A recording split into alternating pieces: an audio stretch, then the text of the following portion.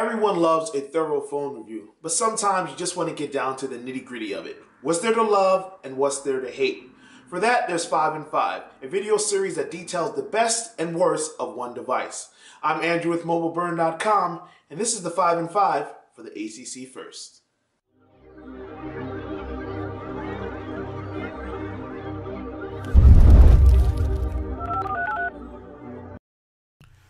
Let's start with the things you love. Number 1, you don't have to be a giant to use it.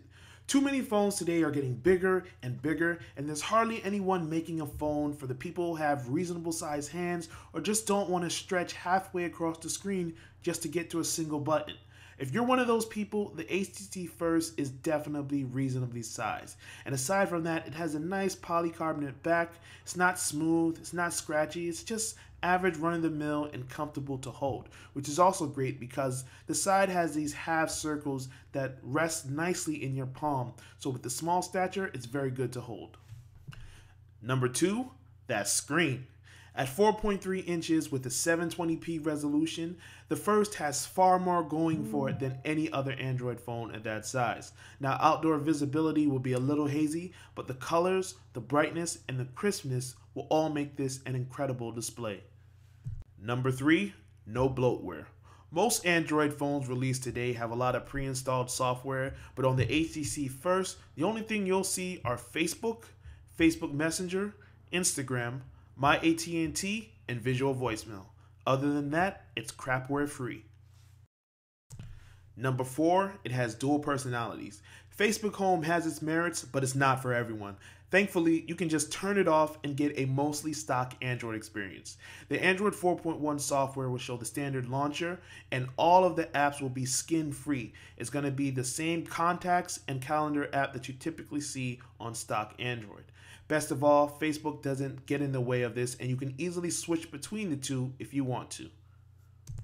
And finally, Facebook Messenger. Now, we all know you can send messages to your friends on Facebook, but the great thing about this app is it also allows you to send SMS messages. Now, you will have to pay your standard text message rates when sending SMS, but it's nice because it integrates everything into one app. This also allows you to use chat heads, which are little floating reminders that stay on the screen and allow you to switch between conversations in a simple and efficient manner. Now for the 5 things you'll hate. As Charles Barkley would say, this camera is terrible. The interface is lacking, the focus is slow, and the pictures are just not good at all. The 5 megapixel rear lens is awful, and the 1.6 megapixel front-facing camera is only tolerable.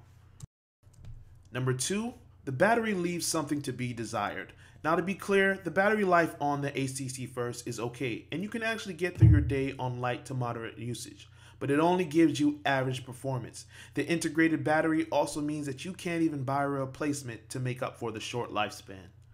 Number 3, photos displayed on Facebook Home often look like crap. Now, pictures are usually taken in landscape mode, but Facebook Home is designed to be viewed in portrait mode.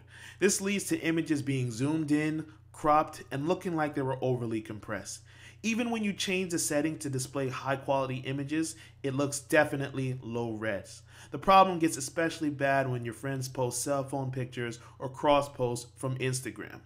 Sadly, Facebook Home just doesn't look very welcoming sometimes.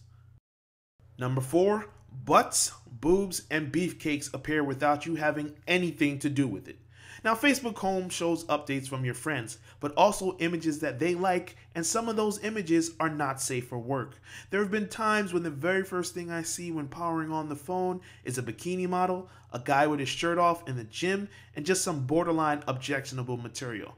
Now, I'm not a prude, so I personally don't have an issue with this, but this can definitely create some awkward situations when you're using your phone in public. Do you really want to see this type of stuff when you're around your kids, or your grandmother, or just anybody else? Finally, storage is severely limited. The HTC First has only 16 gigabytes of internal memory, but only about 12 gigabytes of that space is actually usable. To make matters worse, there's no chance of expansion because there's no micro SD slot.